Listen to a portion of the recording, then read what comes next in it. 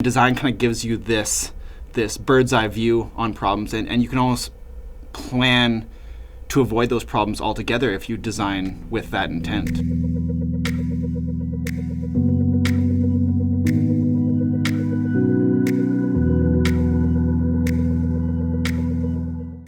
Hi everyone, I'm Mitch, and this is Cam, a senior designer here at Hiilite, and today we're going to be talking about that journey before school. So once I left high school, I took a year off. I didn't know what to do. I didn't know if education was the right path for me, and I kind of fell into design almost by accident. My father came home one day with a pamphlet to a design school, and he said to me, you like doing drawing stuff, and design kind of has that artsy background.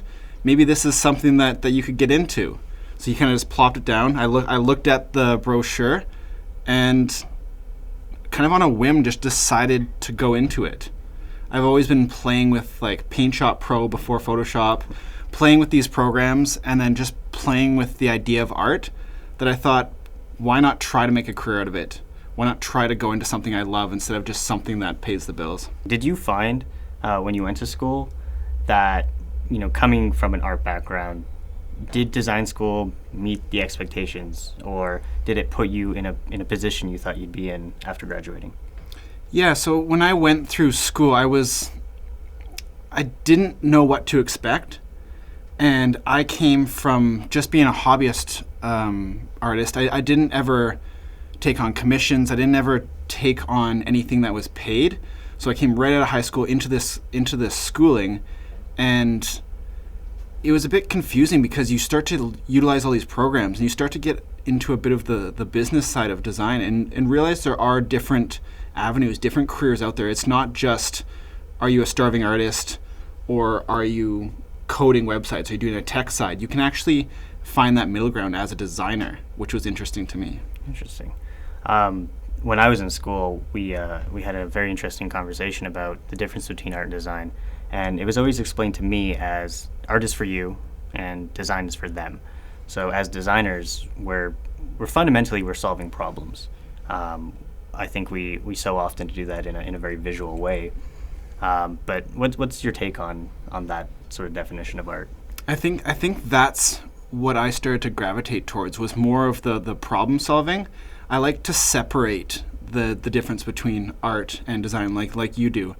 I find that doing stuff like illustration, doing stuff like doodling, I wouldn't be able to do that as a business. I would lose the passion in there. I as soon as I'm being paid for that, I don't like to do it as much anymore. While design is kind of a different thing. It's kind of it's designing with it's designing with an intent and not just doing it for pleasure. So I can find the middle ground there without losing the passion for it. Nice. And my path was definitely a little bit different as well. I came to design from, of all things, being a technician.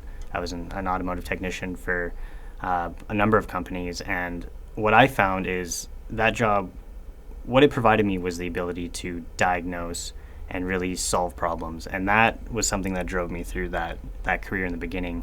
But ultimately, at the end, I'd never really had that creative exploration that I'd otherwise have. And having done a bit of art when I was in high school, I seem to have been missing that. It wasn't until I met a friend who had his own business, he was a graphic designer, that I was introduced into the world of design, and on a whole whim went to school, and that was the way I saw my introduction into this world. Now design is fundamentally carried through in the way of, like, it's carried through by solving things, and that's what I really took out of my path into design.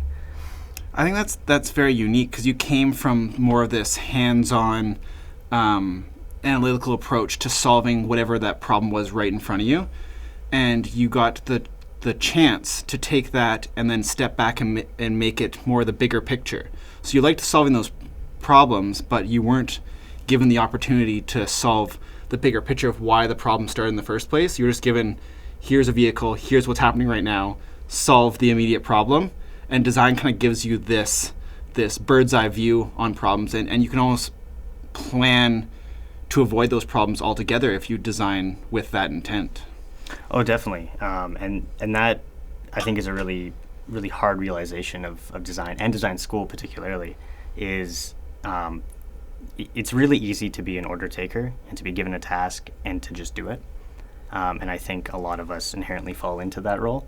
And it's another thing to really take initiative and to be diagnostic and find out that, what is the core problem? Because it's one thing for someone to ask you for something. It's another thing to find out that the reason they're asking you for that is because it's their best guess at solving a problem they have.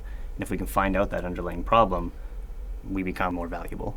Yeah, asking the questions, because not everyone that comes to you knows what their problem is. Not everyone knows what they want until you show them, or until you uncover that by asking those questions, by being that designer that gets to do more than just the aesthetic. You're solving this problem for their business, not just making them something that looks pretty. Right.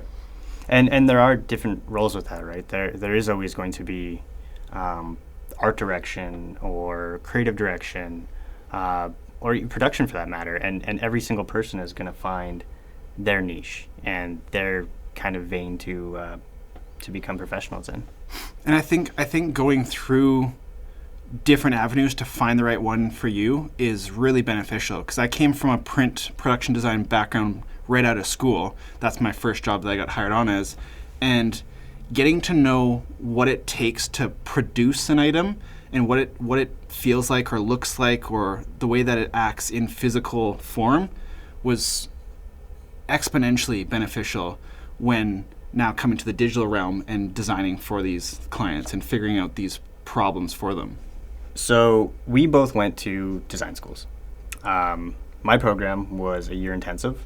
I had no time for anything else. When I went to school, it was just that. I didn't work. It was 12 hours at school a day. That really worked for me. It was a hefty investment up front, but I saw that as an opportunity to go from zero to having a baseline skill set.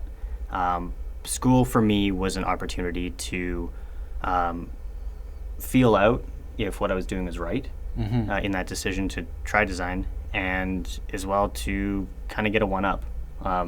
I've always liked the idea of credibility, so that appealed to me when I went to school. The main difference that I saw with my path is there was no real other avenue at the time. So it's either you learning through textbooks and learning by yourself through these like hard copy books, or you go in class in a university, in a school, and get the hands-on approach with a teacher.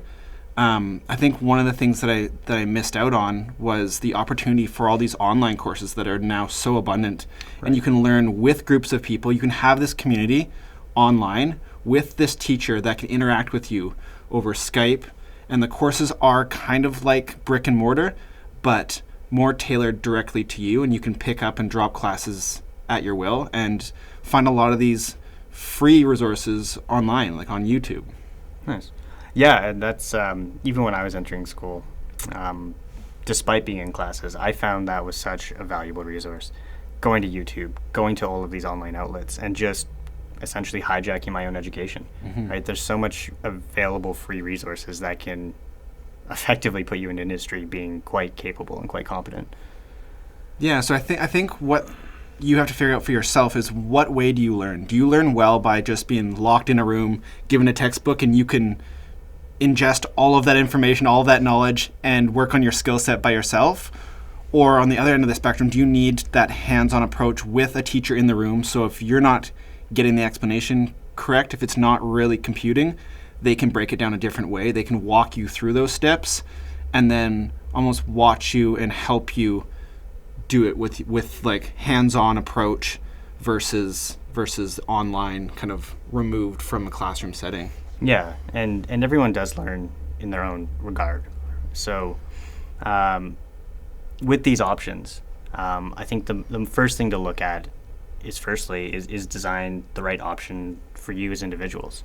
And I think if you're the type of person who likes to intrinsically solve problems, if you're the type of person who likes to work indoors, and if you're the type of person who likes to make things that are meaningful and beautiful, and you really get it kind of narrowed down and really dig deep and focus on one task at a time, whether that be moving pixels or thinking of a big conceptual idea, those are the things that are going to really drive you forward in design. Yeah, and I think you're totally right. And I think finding out which design path is right for you might help you discover which educational path. So whether you want to be an interior designer, or you want to be a motion designer, or a graphic designer, or what path are you leaning towards, and either finding courses or a school or an avenue that specializes in that, and then comparing those to each other. Finally, is looking at the value of school, right?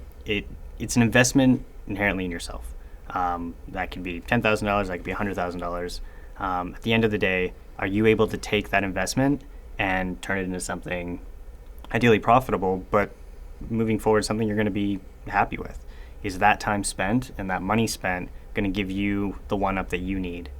And that's going to be different for every person, I think. Yeah, because it's not the piece of paper you get at the end of the day. I've never been asked for my diploma. I've never been asked for any kind of certification. It's going to be your skill set, your portfolio. What can you do? And can you prove that to the employer coming out the other end? If you can't, then you're not going to get hired, and it doesn't matter what your degree says. You're not going to get hired unless you can perform. So focusing whatever way helps you learn those skills the best, and whatever way you can hone your skills the best, that's the approach to take. So whether it is a $100,000 school or it's free online classes, you have to be sure that you're learning at the appropriate level and appropriate speed for your own person. Definitely. Well, thanks for coming on today, Cam. Really appreciate some of those insights into your path into becoming a designer. And next time, I hope to talk about crafting portfolios, mentorship, and really just hijacking your education if you so choose to take that route. Thank you very much. Thank you. This video was filmed at Hiilite Creative Group Studio in Kelowna, BC, and is made possible by the help of our creative team.